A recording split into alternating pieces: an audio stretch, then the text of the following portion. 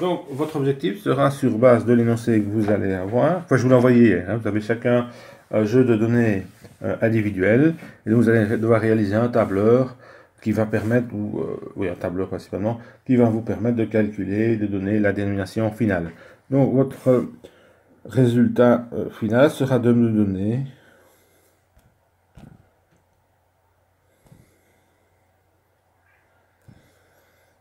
cette information-là, avec une information complémentaire ici, plus d'autres informations sur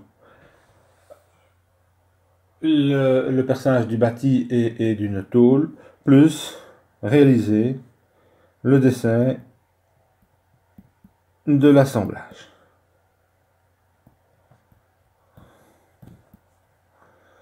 Alors, la partie suivante,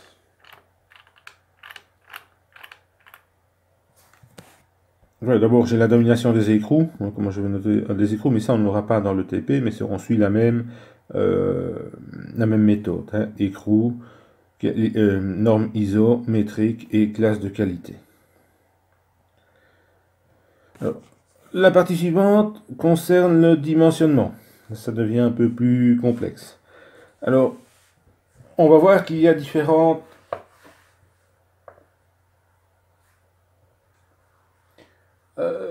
cas de chargement des vis. D'accord ? Et donc ici, j'ai un exemple d'un tirant qui est simplement soumis à une traction. Donc on a deux tirants ici et là qui subissent une traction. Okay. Voilà mon assemblage, enfin mon tirant ici, sa longueur, son diamètre, et on a ici les zones soumises à la traction. N'oubliez pas, il y a un filet, donc je suis dans une partie intérieure. Ça va? Alors.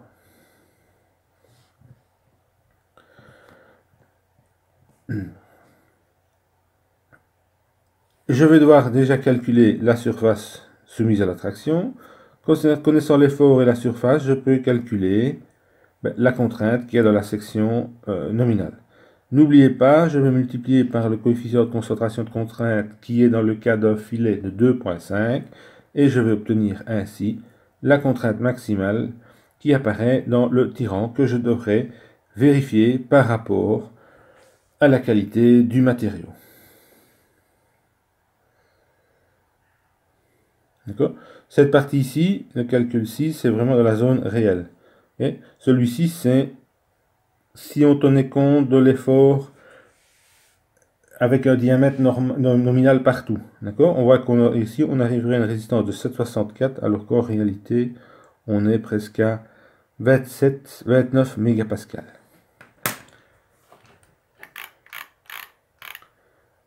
Alors, quels sont les efforts que l'on peut transmettre au travers d'un assemblage ? J'ai des efforts transversaux et aussi des efforts de cisaillement. D'accord, je peux tirer dessus, mais il peut être aussi cisaillé. Ce qui arrive fréquemment, je vais, entre guillemets, écraser les deux pièces les unes sur les autres par un effort de serrage. Ainsi, ces deux pièces seront en contact, j'aurai une augmentation de la pression de contact. J'ai donc un contact fort. Hein. Je vais avoir, en fonction du coefficient de frottement, une résistance au frottement qui sera d'autant plus importante. Et donc, je vais donc serrer l'effort A de manière à pouvoir transmettre l'effort F. Évitez que ce soit le boulon qui soit en cisaillement. Le transfert des efforts se fait par frottement entre les plaques. D'accord ? Donc ici, je vais retrouver quoi dans mon boulon? Des efforts de traction ou de compression, plutôt de la traction, des efforts de cisaillement, et je pourrais aussi avoir des efforts de flexion.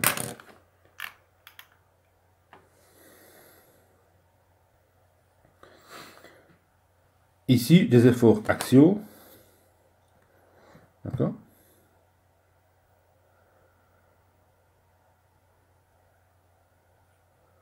Je fais un étirement dans l'axe du ballon. Alors, on verra pourquoi on préserre les assemblages. Hein, donc, on apporte un couple de serrage. Donc, on va amener une certaine tension dans la vis par pré-serrage. Alors ça, je vous laisse un petit peu de la lecture, mais ce qui est intéressant ici, c'est de voir comment se répartit l'effort dans les filets.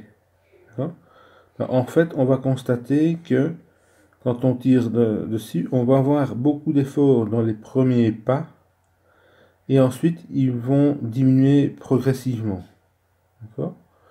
Donc j'ai, si on veut, ici, on le voit, j'ai beaucoup d'efforts, puis ça diminue. Un peu ici de l'autre côté, j'ai beaucoup d'efforts, et puis une diminution au niveau des efforts. Donc il y aura un problème aussi en calcul, quand on fait un calcul d'une vis, ben, on voit qu'on a déjà vérifié le problème du diamètre, vérifier si la section est suffisante. Un deuxième problème sera de vérifier au niveau des filets si je n'ai pas un risque de cisaillement au niveau des filets. Ça, c'est une chose. Ça, je ne vais pas rentrer dans les détails de tout ça. Pas pour l'instant, on verra si on revient dessus après. J'ai un deuxième problème, c'est-à-dire, voilà, l'arrachement des filets, on en parle ici. Quand je vais serrer, mais je vais en plus du serrage, je vais amener de la torsion dans la vis. Donc voilà, ici je reviens avec le problème de l'arrachement des filets. Ça peut avoir lieu. Ça, on reviendra peut-être au TP dans les calculs, je ne suis pas certain. Un autre problème, c'est au niveau de la tête. Est-ce qu'il est ceci? Pop, pop. Ah voilà, contrainte maximale sous la tête de vis ou sous l'écrou. Donc, la section suffisante. 2, les filets, risque d'arrachement des filets. Et 3, on risque d'avoir un écrasement au niveau de la tête du boulon. Donc, soit sous, de la vis, soit sous la tête, soit sur la partie supérieure de l'écrou. Dans cette zone-là, nous avons des contraintes importantes et on pourrait avoir des déformations localisées ou des ruptures, des ruptures à cet endroit-là. Ça, c'est un exemple. Ça, je vais passer tout ça. Alors, si maintenant j'ai une vis sur laquelle je vais serrer, je vais donc introduire dedans de la traction et de la torsion. D'accord? Traction parce que en serrant, ben, elle va vouloir s'étirer. Parce qu'elle veut serrer elle veut serrer la pièce, donc elle va avoir tendance à s'étirer ce qu'elle est en train de serrer. Et le deuxième point, c'est que comme j'ai un besoin de couple de serrage, ben, je vais tordre cet effort-là. Et donc, je vais créer ici dans ma vis des contraintes qui sont liées à cet effort de traction et aux efforts du couple de serrage. D'accord? Et si vous venez de ceci, ça c'est un effort de traction qui va m'amener des sigma plus 3 fois ceci. C'est de la torsion, ça va m'amener des contraintes de cisaillement. Je mets tout ça au carré, je fais la racine et j'obtiens mon critère de Tresca. Ma contrainte équivalente que je vais limiter à 85% de mon sigma élastique. Hein? Donc là, on retrouve bien dans notre vis le problème de résistance des matériaux avec la traction et de la torsion. Je combine les efforts tau et sigma pour arriver à un sigma équivalent que je vais comparer cette fois-ci à la résistance limite du matériau. Okay? Donc tout ce qu'on vient de voir ici, avant c'était pas mal de petits calculs sur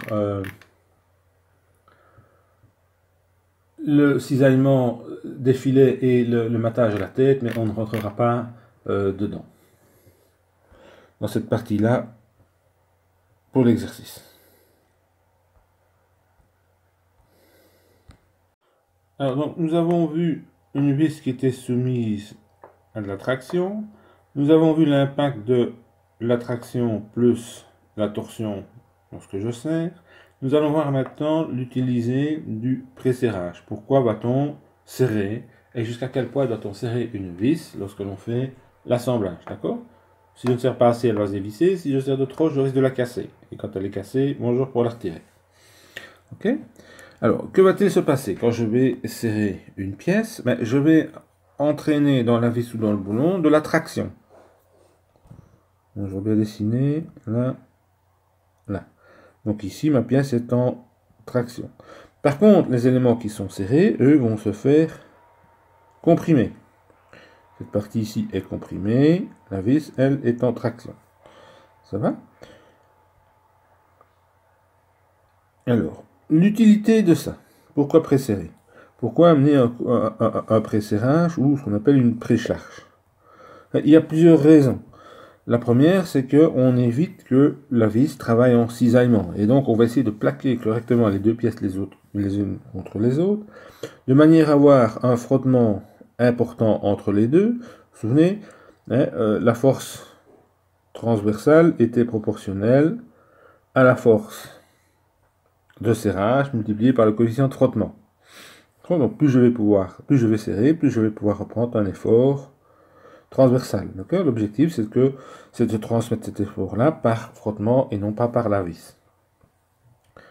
En cas de vibration aussi, ce presserrage va permettre d'éviter un desserrage, donc démontage de la vis. Je peux également assurer une étanchéité. Je peux également réduire le nombre long parce que je vais pouvoir le nombre ou la section, je vais essayer de travailler dans la partie la plus haute sur la courbe. Vous vous souvenez, epsilon sigma, je vais essayer de venir travailler dans la partie haute de la courbe. D'accord? Donc c'est utiliser au mieux la matière. Voilà. Alors oui, on parle ici de rigidité, ça je vous montrerai ce que c'est par la suite. Alors, comment calculer ce couple de serrage? On voit ici une formule qui va tenir compte de la vis et de frottement au niveau du filet. Donc c'est le filet qui frotte de la vis contre l'écrou. Et j'ai également un frottement de la tête de la vis sur son support. Quand je serre, ma vis vient frotter contre le support. Et je peux ainsi déterminer le couple de serrage à appliquer. On peut voir que ce couple de serrage se décompose en un couple de frottement qui est dû à la tête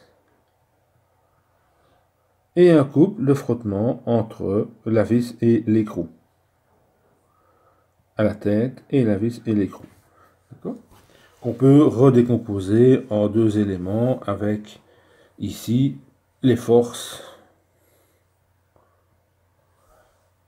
de serrage. Les coefficients de frottement, on peut le retrouver dans des tableaux, que ce soit ici ou ici, qui donnent les valeurs de ces différents coefficients de frottement. Alors, le tableau ici donne les relations entre les couples de serrage et les forces que l'on peut avoir dans la vis pour une classe de qualité ici de 8.8 et différentes valeurs de coefficient de frottement. 0,10, 0,15, 0,20. Alors, j'ai ma classe de qualité, j'ai les frottements, le coefficient de frottement, j'ai le diamètre de ma vis. Reste à voir ce que c'est ceci, la précision de serrage. La précision de serrage, si vous serrez à la main ou avec une clé à choc ou avec une clé électronique, mais la qualité de votre serrage et donc du couple que vous apportez ne sera pas la même. Et donc en fonction du matériel que vous utilisez, vous allez avoir ce qu'on appelle une classe de précision différente. Je prends la clé dynamométrique électronique, j'ai une classe de qualité fort importante.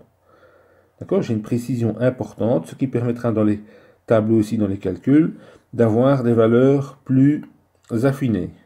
Donc si j'ai un métrique 8, classe qualité, par exemple A, ici, coefficient de frottement de 0,10, j'ai un couple de serrage d'autant, et ma vis pourra reprendre un effort entre autant et autant. Minimum et maximum. Ça va? Il faut quand même qu'il y ait un effort dedans, pour éviter tout desserrage. Mais le fait de la serrer avec autant, vous aurez quand même un effort présent à l'intérieur.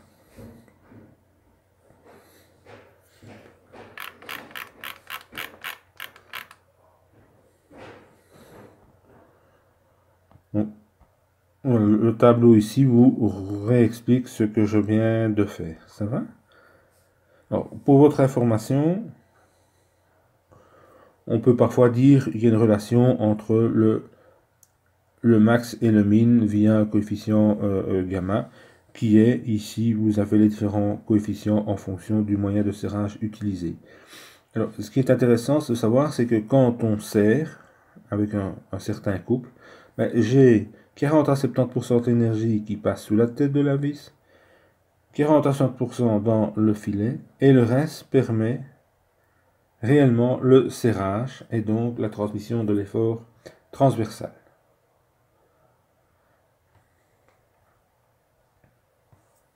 Alors, il existe une méthode un petit peu plus facile pour calculer la force que l'on doit amener dans pour le serrage, d'accord? Et vous voyez ici, vous avez une formule qui est assez intéressante, qui vous donne F0, la précharge que je dois amener, en fonction de l'effort extérieur de traction sur la vis et l'effort tangentiel sur la vis. Et donc, cet effort de précharge doit être plus grand que FE plus TE sur tangente phi étant le coefficient de frottement entre la vis et l'écrou. Donc à partir de là, je vais déterminer ma force F0, et donc cette F0, je vais revenir dans mes tableaux précédents et déterminer le couple de serrage que je dois appliquer en fonction de la vis que j'ai, de la clé, etc. et vérifier si je suis bien entre le minimum et le maximum. Les différents coefficients de frottement sont ici.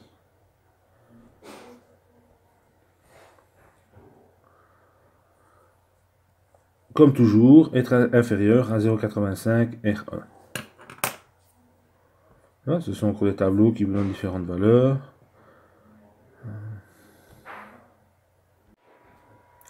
Donc, dans ici les pages suivantes, une chose importante, on a encore des tableaux de valeurs. Voilà, ici, on vous dit qu'il faut être entre un maximum et un minimum. Le maximum, c'est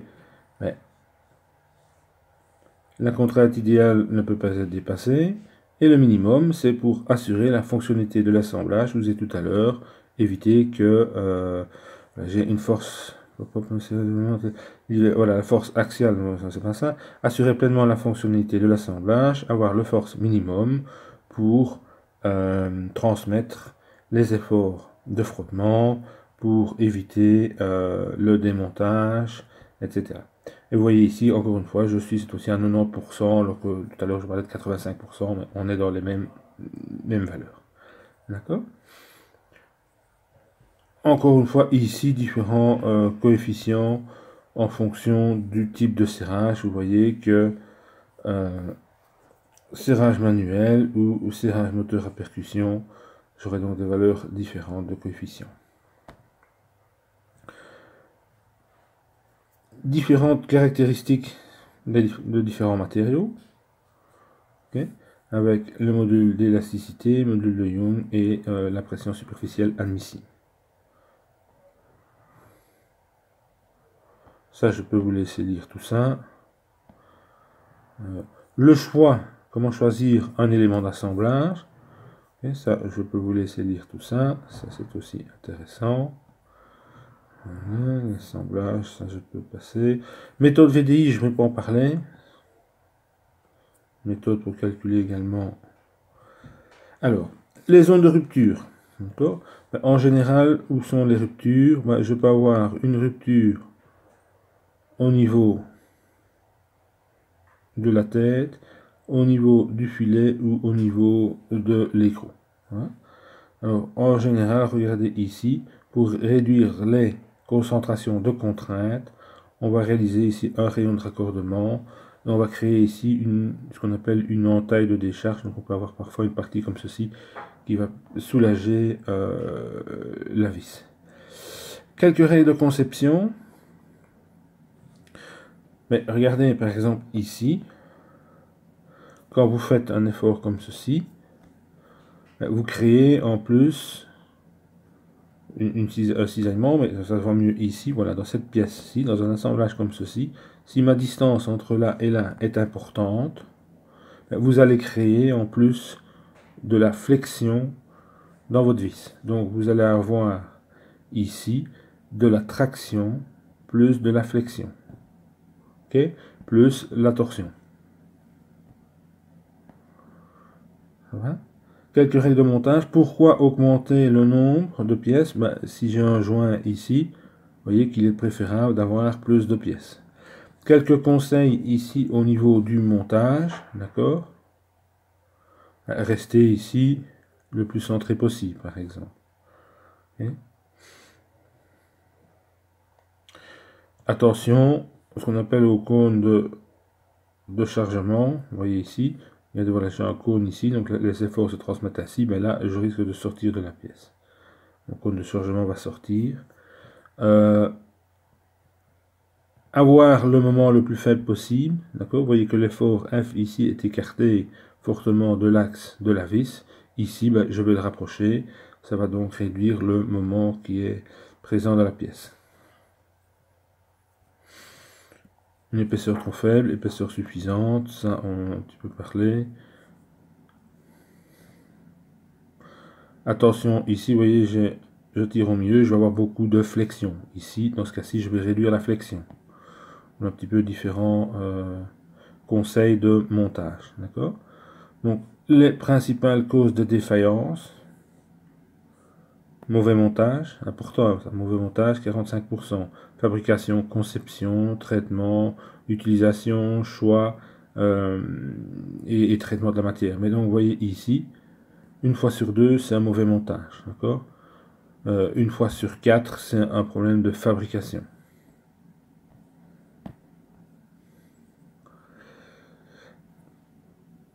Ceci est intéressant pour votre projet, pour votre présentation du projet.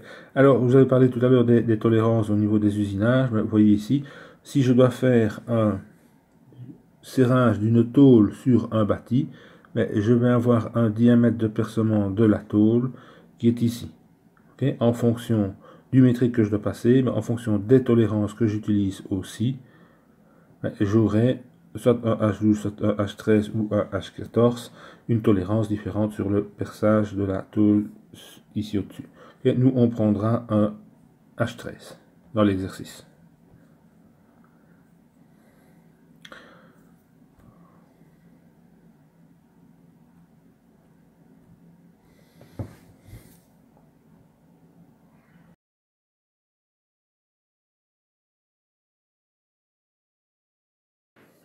La notion de lamage et chambrage pour votre usinage, ça vous en aurez besoin dans votre travail. Le lamage consiste à, vous voyez, j'ai une petite entaille ici, une petite ouverture pour placer principalement la rondelle. Le chambrage, quand ma pièce, je ne veux pas que la tête de la vis dépasse, j'aurai donc un chambrage plus important. Ici une CHC et ici une H. D'accord? L'important c'est de me dire dans l'énoncé que vous allez avoir, quelle profondeur, quelle largeur je dois réaliser comme usinage. Voici ici différentes valeurs, et ça vous aurez dans un tableau, utilisées pour ce lamage et ce chambrage.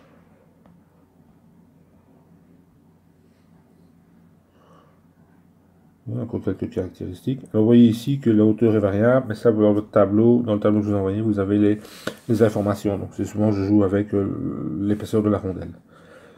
Je vais passer tout ça. Voilà encore d'autres cas. Alors, un point important, l'implantation de la vis. On vous donne ici de quelle profondeur la vis doit rentrer dans l'écrou ou le bâti pour assurer la résistance. Et vous voyez ici différentes valeurs. On prendra, nous, l'acier. Ok? Donc, prenez ces coefficients-là. On vous donne aussi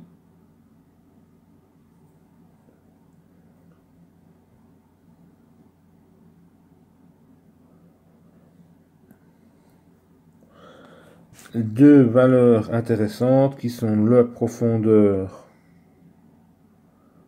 du taraudage et la profondeur du perçage. Avec ici, voilà, la réserve de filetage, on prendra 3 pas, et la réserve de perçage, on prendra 8 pas.